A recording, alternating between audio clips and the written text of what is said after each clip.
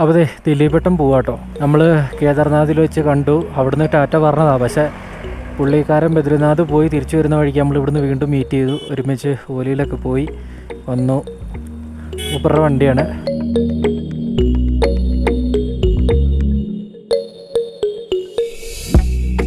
അപ്പോൾ ഇന്നത്തെ വീഡിയോയിലോട്ടോ നമ്മൾ ശരിക്കും ബദ്രിനാഥ് എത്താൻ പോകുന്നത്. ഇപ്പം നമ്മളുള്ളത് ജോഷിമഠിലാണ്. ജോഷിമഠാണ് നമ്മുടെ ബദ്രിനാഥിൻ്റെ ഒരു പ്രവേശന കവാടം എന്നൊക്കെ പറയാം. അപ്പോൾ ഇനി അങ്ങോട്ട് ബദ്രിനാഥിൻ്റെ കാഴ്ചകളായിരിക്കും കേട്ടോ. അപ്പോൾ എന്തായാലും ലൈക്ക് ചെയ്യുക, നിങ്ങളുടെ അഭിപ്രായങ്ങളൊക്കെ കമൻറ്റ് ചെയ്യണം, ചാനൽ മറക്കാണ്ട് സബ്സ്ക്രൈബ് ചെയ്യുക, മാക്സിമം എല്ലാവർക്കും ഷെയർ ചെയ്ത് കൊടുക്കണം. അപ്പോൾ ഇവിടുന്നാണ് നമ്മുടെ ബദ്രിനാഥും ഹേംകുണ്ട് സാഹിബും വാലി ഫ്ലവേഴ്സും ഒക്കെ പോകുന്നത് കേട്ടോ. ഇവിടെ നിന്ന് പറഞ്ഞാൽ എല്ലാം ബദ്രിനാഥ് റൂട്ടിൽ തന്നെയാണ്. സ്ഥലങ്ങളെല്ലാം ഞാൻ കാണിച്ചു തരാം.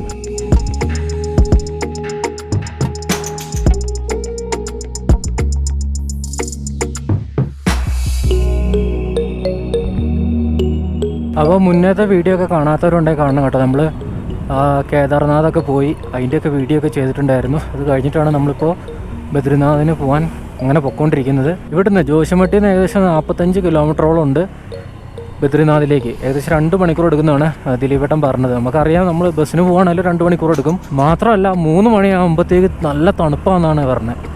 എന്നാലും പുള്ളിക്കാരൻ കുറേ അനുഭവിച്ചാണ്. അപ്പോൾ ബദ്രിനാഥ് എനിക്കറിയാം, കേദാർനാഥിൽ കിട്ടിയതിനേക്കാൾ കൂടുതൽ തണുപ്പ് ബദ്രിനാഥിലുണ്ടാവും. ഇരുട്ടുന്നതിന് മുന്നേ എന്തായാലും എത്തിയിട്ട് നമുക്ക് റൂം എടുക്കണം. അവിടുത്തെ റൂം എടുക്കുന്നതിൻ്റെ കാര്യങ്ങളും ഒക്കെ നമുക്ക് ഈ ഒരു വീഡിയോയിൽ ഉൾപ്പെടുത്തണം. അതുപോലെ ഇവിടുന്ന് ജോഷിമഠിൽ നിന്ന് ബദ്രിനാഥിലേക്കുള്ള റോഡ് എന്ന് പറഞ്ഞാൽ വളരെ ഡേഞ്ചർ ആയിട്ടുള്ള റോഡാണ്. രാത്രിയിൽ അങ്ങോട്ട് പ്രവേശനം ഇല്ല കേട്ടോ. രാത്രി നമ്മളെ വിടത്തില്ലാന്ന് തോന്നുന്നത്. രാത്രി 8 മണി കണ്ട് കഴിഞ്ഞാൽ ഒരു ചെക്ക് പോസ്റ്റ് ഉണ്ട്, കുറച്ചുകൊണ്ട് പോകുമ്പോൾ കാണാം. അവിടെ അത് ക്ലോസ് ചെയ്യും.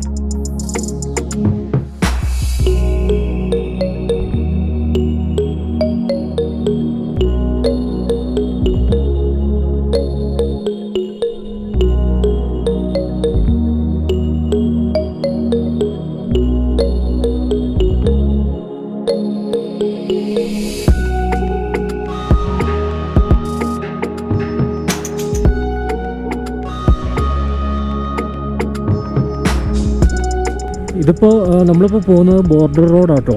ഈ റോഡ് നേരെ പോകുന്നത് ഇന്ത്യ ചൈന ടിബറ്റ് ബോർഡറിലേക്കാണ് പോകുന്നത്.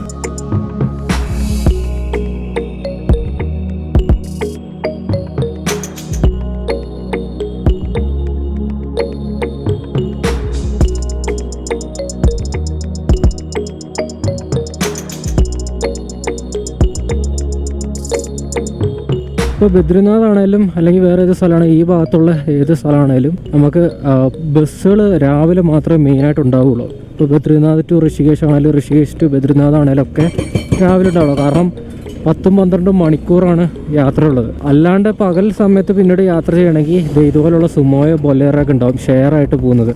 50 രൂപ, 100 രൂപ, 150 രൂപ, 200 രൂപ ഒക്കെ വെച്ചിട്ട് ഓരോ സ്ഥലത്തേക്ക് ചാർജ് ആവും.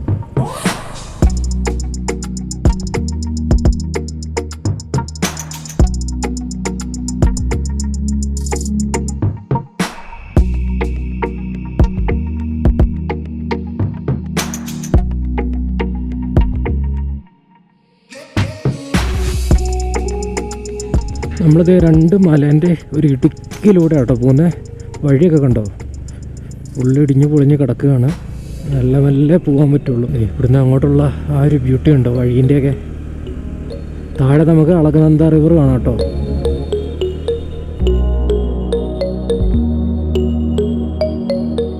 ഭയങ്കരമായിട്ട് മണ്ണിടിച്ചിലിനും റോക്ക് ഫാളിങ്ങിനൊക്കെ സാധ്യതയുള്ള സ്ഥലമാണ് കേട്ടോ ഈ ബദ്രിനാഥ് റൂട്ട് എന്ന് പറഞ്ഞാൽ. ജോഷിമഠിൽ നിന്ന് ഇഷ്ടംപോലെ സൈൻ ബോർഡും കാര്യങ്ങളൊക്കെ കാണാം.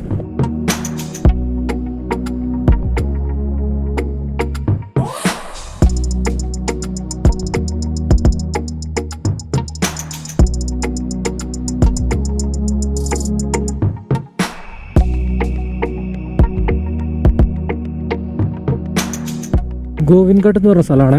ഇവിടെ നിന്നാണ് നമ്മൾ വാലി ഫ്ലവേഴ്സ് ഹേംകുണ്ട് ഒക്കെ പോകുന്നത്. ബദ്രിനാഥ് കണ്ടിട്ട് തിരിച്ചു വന്നിട്ട് ഇവിടെ ഇറങ്ങിയിട്ടാണ് ഇവിടെ നിന്നാണ് പോയത്. ഇവിടുന്ന് എങ്ങനെയാണെന്ന് വെച്ചാൽ അതെ ഈ താഴോട്ട് കാണുന്ന വഴിയുണ്ടല്ലോ, ഈ വഴി താഴോട്ട് ഇറങ്ങി കഴിഞ്ഞാൽ അവിടെ ചെന്ന് കഴിഞ്ഞാൽ നമുക്ക് വണ്ടി കിട്ടും. വണ്ടിക്ക് സുമോയോ ബൊലേറൊക്കെ ഉണ്ടാവും. അതിൽ കയറി അവിടെ കാണാം ഹെയർ പിന്നായിട്ട് ആ മല കൂടെ റോഡ് കാണാം. അതിലങ്ങനെ എത്ര 4-5 കിലോമീറ്ററോളം 6 കിലോമീറ്ററാണെന്ന് തോന്നുന്നു. 5-6 കിലോമീറ്റർ ആ വണ്ടിയിൽ പോകണം. ആ വണ്ടിയിൽ പോയിട്ട് പിന്നെ അവരവിടെ ഒരു സ്ഥലത്ത് ഇറക്കി വിടും. അവിടെ നിന്ന് നമ്മൾ 9 കിലോമീറ്റർ നടക്കണം ഗഗാറിയ എന്ന് പറഞ്ഞ സ്ഥലത്ത്. ഗഗാറിയിൽ നിന്ന് പിന്നെ 6 കിലോമീറ്റർ ഉണ്ട് ഹേംകുണ്ടിലേക്ക്. ഗഗാറി വരെ പോകാൻ ഒരു ദിവസം വേണം. പിന്നെ അവിടുന്ന് പിറ്റേ ദിവസം ട്രക്ക് ചെയ്ത് നടക്കുള്ളൂ. വാലി ഓഫ് ഫ്ലവേഴ്സും ഹേംകുണ്ട് സാഹിബ് എന്നൊക്കെ പറഞ്ഞ ടെമ്പിൾ കാര്യങ്ങളൊക്കെ പോകുന്ന ഇവിടുന്ന് കേട്ടോ. ഗോവിന്ദ്ഘട്ട് ബദ്രിനാഥ് റൂട്ടിൽ തന്നെ ബദ്രിനാഥ് എത്തുന്നതിൻ്റെ ഒരു 25 കിലോമീറ്റർ മുന്നേ ആയിട്ടുള്ള സ്ഥലമാണ്. നമുക്ക് റൂം കാര്യങ്ങളൊക്കെ വേണമെങ്കിൽ അവിടെ താഴെ അവൈലബിൾ ആണ്. ഇപ്പോൾ ക്ലോസ് ആണെന്ന് തോന്നുന്നു. ക്ലോസ് ആണ്, ഇപ്പോൾ ക്ലോസ് ആണ്, അത് ആരുമില്ല. 8547 1 second sir 299 this is because of corona. നമ്മൾ ബസ്സിന് വരുമ്പോൾ ഇങ്ങനെ ഒരു സെറ്റപ്പ് കണ്ടില്ല. ഇവിടെ ഒരു ചെക്ക് പോസ്റ്റിൽ തടഞ്ഞിട്ട് നമ്മുടെ ഡീറ്റെയിൽസ് ഒക്കെ എഴുതി വാങ്ങിയിട്ടുണ്ട് കേട്ടോ. ഇവിടെ ആയിരുന്നു. ഒന്നുമില്ല, പേരും അഡ്രസ്സും നമ്മൾ കേദാർനാഥ് ചോദിച്ച പോലെ തന്നെ പേരും ആധാർ നമ്പറിൻ്റെ ലാസ്റ്റത്തെ 4 ഡിജിറ്റും പിന്നെ ഫോൺ നമ്പറും വണ്ടി നമ്പറും കാര്യങ്ങളെല്ലാം എഴുതി വാങ്ങിയിട്ടുണ്ട്. ഇവിടെ റോഡ് ഭയങ്കര മോശം കേട്ടോ. കണ്ടില്ലേ, നമ്മൾ ഈ ഒരു 10-20 കിലോമീറ്ററോടെ പോകാണ്ട് ബദ്രിനാഥിലേക്ക്. ഫുള്ള് പണി നടക്കുക. തിരുവട്ടം പറഞ്ഞ പോലെ 1 കൊല്ലം അല്ലെങ്കിൽ 2 കൊല്ലമൊക്കെ കഴിയുമ്പോഴത്തേക്ക് ഈ പണിയൊക്കെ കഴിഞ്ഞ് കഴിഞ്ഞാൽ പിന്നെ അടിപൊളി റോഡാവും. ഇപ്പോൾ ഇതൊക്കെ കണ്ടോ, ഇത് നല്ല വീതിക്ക് സ്ഥലമൊക്കെ എടുത്തിട്ടാണ് റോഡ് ഉണ്ടാക്കാൻ ശ്രമിക്കുന്നത്. നടന്നാൽ അടിപൊളിയാവും. അവിടെ കണ്ടോ, അവിടെ 2 സൈഡിലേക്ക് ഇങ്ങനെ കല്ലൊക്കെ കെട്ടിയിട്ട് അവിടെ ഒരു വേറെ വഴി ഉണ്ടാക്കുന്നുണ്ട്.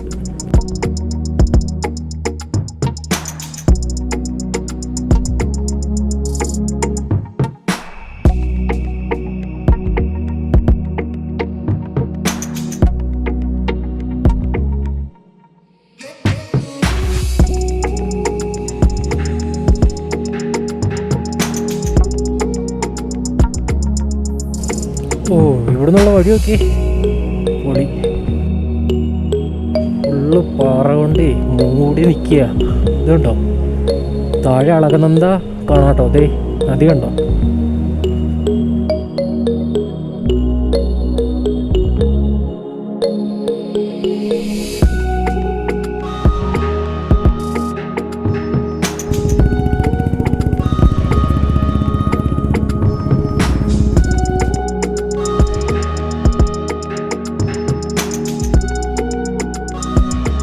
ബുള്ളറ്റൊക്കെ പോകുന്ന പോലെ വളരെ സിമ്പിളായിട്ട് തന്നെ നമ്മുടെ കുട്ടനും പോകുന്നുണ്ട്, ഒരു കുഴപ്പമില്ല.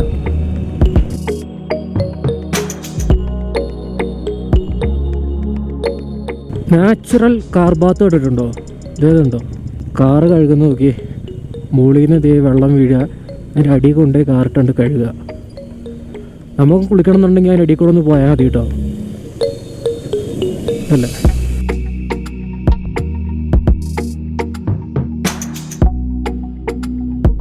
അങ്ങനെതാ നമ്മൾ ബദ്രിനാഥ് എത്തിയിട്ടോ. ആ കാണുന്നതാണ് ബദ്രിനാഥ്. ഇവിടെ നിന്ന് 1 കിലോമീറ്റർ ഉണ്ട്. ഇവിടെ ചെക്ക് പോസ്റ്റൊക്കെ ഉണ്ട്.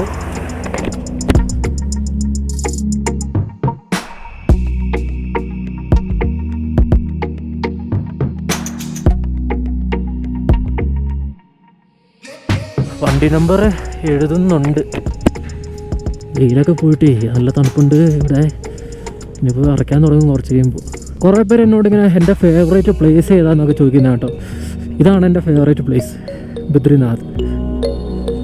ഞാൻ 2 വട്ടം വന്നിട്ടുണ്ട് ഇവിടെ. ഇപ്രാവശ്യം നമ്മുടെ വണ്ടി കൊണ്ടും വന്നു.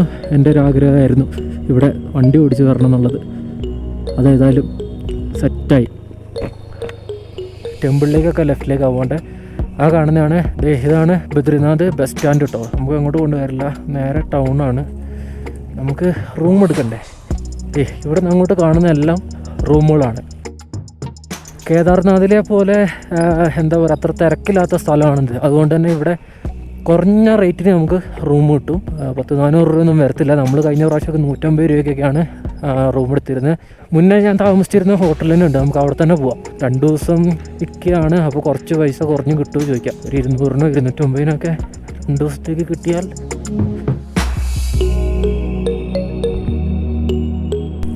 നമുക്ക് വഴി മാറിപ്പോയതായിരുന്നു. നമുക്ക് ബസ് സ്റ്റാൻഡിൻ്റെ ഉള്ളിൽ കൂടെ കയറിയിട്ട് അങ്ങോട്ട് ഇറങ്ങണം. അവിടെ അതിലേ ഒരു വഴിയുണ്ട്. നമുക്ക് ബസ് ഇറങ്ങി നടന്നു പോയ ശീലമല്ലേ ഉള്ളൂ. വണ്ടിക്ക് വന്നപ്പോൾ സ്ഥലം മാറിപ്പോയി കേട്ടോ. ഇവിടെ ഒന്നും വലിയ ആൾക്കാരൊന്നുമില്ല, തിരക്കൊന്നുമില്ല. അപ്പോൾ ഇതാട്ടോ ബസ് സ്റ്റാൻഡ് ബദ്രിനാഥ്. ഇതൊരു ഹരിദ്വാർ ബസ് കിടക്കുന്നു. അത് നാളെ പോകുന്നുണ്ടാവുള്ളൂ. അവിടെയൊക്കെ മഞ്ഞാണ്, അതിൻ്റെ മുകളിലൊക്കെ. ഈ വഴിയാണ് സാധാരണ നമ്മൾ ഇവിടെ വന്ന് ബസ് ഇറങ്ങും, എന്നിട്ട് ഇതിലേ ഇങ്ങനെ ഇറങ്ങും. വണ്ടികൾ പോലും വണ്ടി തിരക്കില്ല, കടകളൊക്കെ അടച്ചേക്കുകയാണ്. ഇനി എന്തെങ്കിലും സീനുണ്ടോ? സാധാരണ ഇവിടെ കടകളൊക്കെ തുറക്കുന്നതാണല്ലോ. ഇത് ഈ ഹോട്ടലിലാണ് നമ്മൾ സാധാരണ റൂം എടുക്കാറുള്ളത്. ഇവിടെ ഒന്നും ആരുമില്ല, ഇതൊക്കെ അടച്ചേക്കുകയാണ് മക്കളെ. പെട്ട് ഇതൊക്കെ മൊത്തം ക്ലോസാണ്, വർക്കിംഗ് അല്ല. അപ്പോൾ ഇന്ന് നമ്മൾ പുതിയ ഹോട്ടൽ കണ്ടുപിടിക്കേണ്ടി വരും. ഈ ഒരു ഭാഗത്തെ ഹോട്ടലെല്ലാം ക്ലോസാണ്. അവിടെ ആകുമ്പോൾ 150 രൂപയ്ക്ക് കിട്ടുമായിരുന്നു. ഇനിയിപ്പോൾ എന്താ അവസ്ഥ എന്ന് അറിയത്തില്ല. പോയി നോക്കാം എവിടെ റൂമുള്ളതെന്ന് നോക്കാം. ഇതാണ് മെയിൻ റോഡ്, മന വില്ലേജിലേക്കൊക്കെ പോകുന്ന റോഡ്. ഇവിടെയും ഇഷ്ടംപോലെ റൂമും കാര്യങ്ങളൊക്കെ ഉണ്ട്.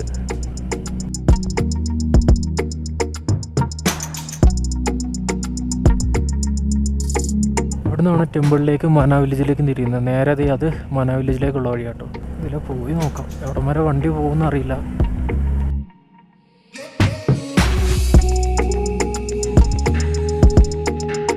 തിരക്കില്ല കേട്ടോ, മറ്റേതൊക്കെ ഇവിടെ നല്ല തിരക്കുള്ളതായിരുന്നു. കിത്തനെ हाँ कितने कितने 4-5 नहीं भाई है। मैं रूम चाहिए 2 दिन में चाहिए। हाँ 800। हाँ कुछ नहीं भाई है। पंजाब नेशनल ബാങ്കിൻ്റെ ATM ഉണ്ട് ഇവിടെ. റൂം കണ്ടുപിടിക്കണം. कितने कितने 1 लोग 3-4 2 दिन से कितने है?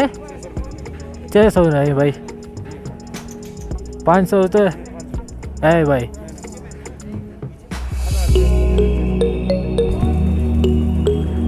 ദിവസത്തിന് 300 രൂപ വരെ പറഞ്ഞേ.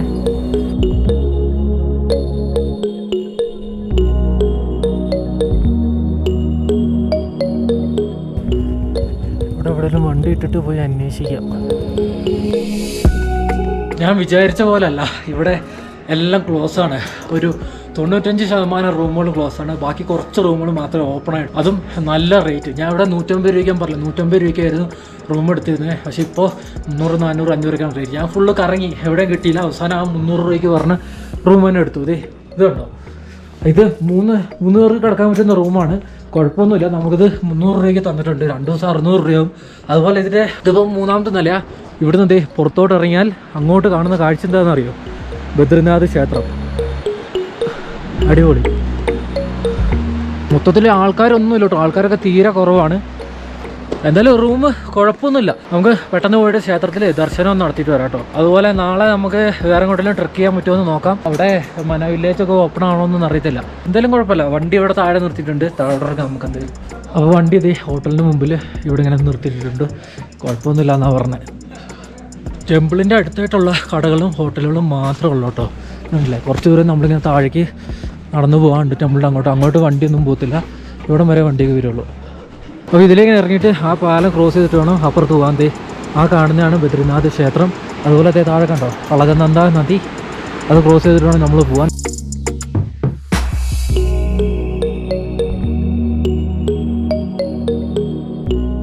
അതുപോലെ ഏറ്റവും ഇൻട്രസ്റ്റ് ആയിട്ടുള്ള വേറൊരു കാര്യമുണ്ട്. ബദ്രിനാഥ് ക്ഷേത്രത്തിൽ, ഇങ്ങ് ഹിമാലയത്തിലെ ഉത്തരാഖണ്ഡിലെ ബദ്രിനാഥ് ക്ഷേത്രത്തിലെ മെയിൻ പൂജാരി എന്ന് പറയുന്നത് നമ്മുടെ മലയാളിയായിട്ടുള്ള ആളാട്ടോ.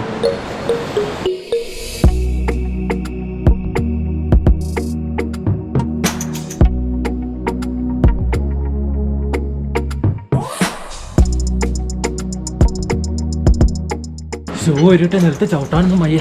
അപ്പോൾ ഈ കാണുന്നതാണ് ബദ്രിനാഥ് ക്ഷേത്രം. ഇങ്ങോട്ടൊക്കെ നമുക്ക് പോകാൻ പറ്റുമായിരുന്നു. ഇപ്പോൾ അതൊക്കെ ക്ലോസ് ചെയ്തു കേട്ടോ. ആൾക്കാർ കൂടി നിൽക്കാതിരിക്കാൻ വേണ്ടിയിട്ടായിരിക്കും. ഉണ്ടല്ലേ,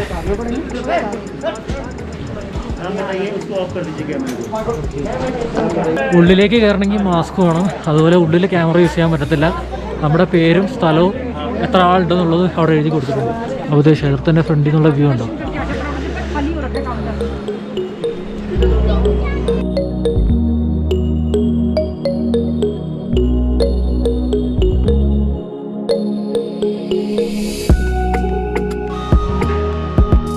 ദേ ഇവിടെ 2 കിലോമീറ്റർ ചുറ്റളവിൽ ഡ്രോണ് പറത്തരുതെന്ന് ഒരു ബോർഡ് വെച്ചതാണ് കേട്ടോ. ഡ്രോൺ പറത്തി പിടിച്ച് കഴിഞ്ഞാൽ നശിപ്പിക്കും, അതുപോലെ നമ്മുടെ പേരിൽ കേസും വരുന്നു പറഞ്ഞിട്ട് ഒരു ഇത് കാണാം. അപ്പോൾ ബദ്രിനാഥ് എന്നിട്ട് ആരും ഡ്രോൺ പറത്താൻ നിൽക്കണ്ട. അധികം ആൾക്കാരൊന്നുമില്ല ഇപ്പോൾ, പഴയ പോലെ ഒന്നുമല്ല, കുറേ മാറ്റം വന്നു ഇപ്പോൾ ഈ കൊറോണേൻ്റെ ഇഷ്യൂ ഒക്കെ ഉള്ളത് കൊണ്ട്. അതുപോലെ ഞാൻ പറഞ്ഞാൽ ഇവിടുത്തെ മെയിൻ പൂജാരി കണ്ണൂരാണ്. കണ്ണൂർ നമ്മുടെ കേരളത്തിലെ നമ്പൂരി സമുദായത്തിൽ പെട്ട ആളാട്ടോ ഇവിടെ പൂജ നടത്തുക. ഇവർക്ക് റാവൽ എന്നാണ് പറയുന്നത്, റാവൽ. രാത്രിയായപ്പോൾ അവിടെ ലൈറ്റ് കാര്യങ്ങളൊക്കെ ഇട്ടിട്ടുണ്ട് മൊത്തത്തിൽ.